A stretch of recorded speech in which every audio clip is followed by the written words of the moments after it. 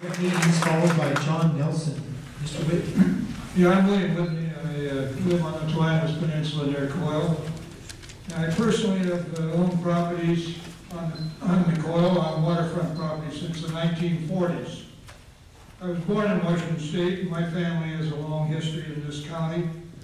What's called Whitney Point down here was my early relatives. My father, of course, founded and built what's called the Whitney Gardens in Brennan, and he was very proud of leaving some plants for the future that people could enjoy.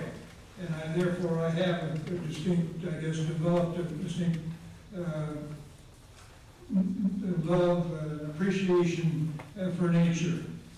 Our home is located on a parcel we purchased in 1941. Shortly thereafter, I went into World War II. And I served overseas. Unfortunately, I was shot down and taken prisoner.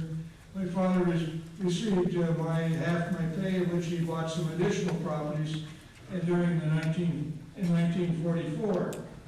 So that we have had considerable property and there and a little over 1,200 feet, I think it is, of shoreline. We built our home in 1970, and in the 1990s we subdivided the shoreline properties into 6-acre parcels with approximately 200 to 250 feet of waterfront for each parcel. Our home is on one of those lots and the other 3 are undeveloped. We've saved them for our children. I lay in prisoner of war camp, in the cells, thinking about the view, thinking about where I had spent my childhood down here in the 1930s, and the very spot that we have our home, looking forward to it. My children are looking forward to the same thing. Now we're coming along and putting a restriction there of this long setback, and further restricting it by not allowing us to go in and cut pathways and views, which we would consider normal. I think we've abided by maintaining a pristine shoreline. I've practiced probably one of the finest cutting the timber on some of the timber parcels I have farther inland in the county, and I welcome you to come down and see what we have done. 1 minute.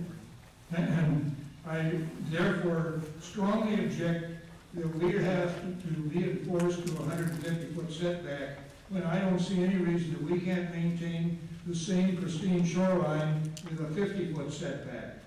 I also, of course, really object to the restrictions that as I understand them, to be on cutting any of the so-called buffer zone.